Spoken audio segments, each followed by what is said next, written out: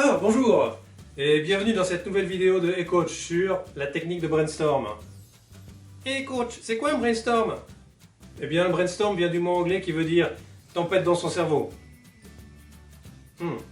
Un brainstorm, c'est une technique de réflexion collective sur un sujet donné pour rassembler des idées à plusieurs.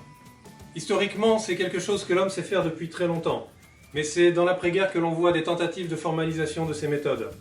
Le brainstorm, c'est une méthode assez facile que l'on peut utiliser partout dès qu'on cherche à rassembler des idées. On peut le faire dans le cadre d'un travail de fin d'études ou tout simplement en famille et au travail bien entendu. Il existe plusieurs techniques, mais je vais vous parler de la technique la plus simple et de la plus répandue. Et nous allons utiliser ces petits bouts de papier collant bien connus de tous.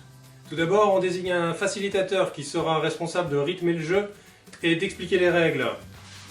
Quoi? Mais non, c'est pas moi! Il faut donc ces petits papiers autocollants, un marqueur per personne et un support vertical tel qu'un mur ou un tableau. Étape 1, les règles. Toutes les idées sont bonnes, même les plus folles. On ne critique pas, on ne se moque pas. Une idée par papier et une seule. Et on respecte les temps donnés. Étape numéro 2, la réflexion. Le facilitateur distribue un petit paquet de post-it et un marqueur par personne. Le facilitateur rappelle donc le sujet sur lequel nous allons réfléchir, les règles, et donne 10 minutes à tous les participants pour écrire une idée par papier. Pendant cette réflexion, les personnes gardent secret leurs idées. Étape 3, la divulgation.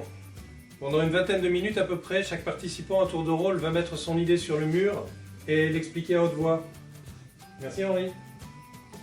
Et bien entendu, pas de critique, on ne se moque pas. Par contre, on peut poser des questions pour mieux comprendre. Étape 4, le rassemblement. Au facilitateur d'éliminer les doublons, puis de rassembler les idées similaires en grandes catégories. Et non, pas la monnaie de pirate, des idées répétées seulement. Étape 5, le vote. On attribue à chaque personne 5 points qu'ils vont pouvoir distribuer. Quand le facilitateur donne le go, tout le monde se lève et va au marqueur marquer un ou plusieurs points sur les idées qu'il préfère, jusqu'à ce qu'il ait épuisé tous ses points, c'est-à-dire ses 5 points. Le facilitateur classifie alors les idées dans l'ordre des votes les plus importants.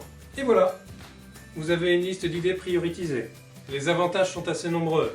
On provoque des idées, on partage, et puis on les rassemble de manière formelle.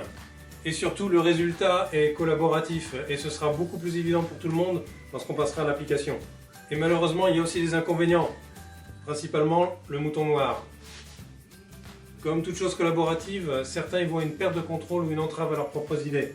Leur réaction alors est d'attaquer la base, c'est-à-dire la méthode et les personnes qui y participent. C'est assez rare, mais des fois on peut être poussé à exclure une personne de l'exercice.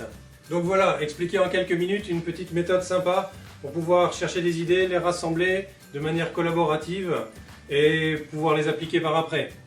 Amusez-vous avec, merci Henri, et si vous avez aimé cette vidéo, n'oubliez pas de cliquer sur le petit pouce en l'air, de vous abonner et de la partager un max. Bisous et ne cessez jamais d'apprendre!